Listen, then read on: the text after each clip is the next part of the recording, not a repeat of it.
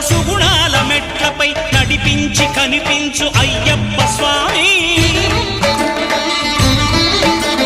మకర సంక్రాంతి సజ్జోతివై అరుదెంచి మహిమలను చూపించు మణికంఠ స్వామి.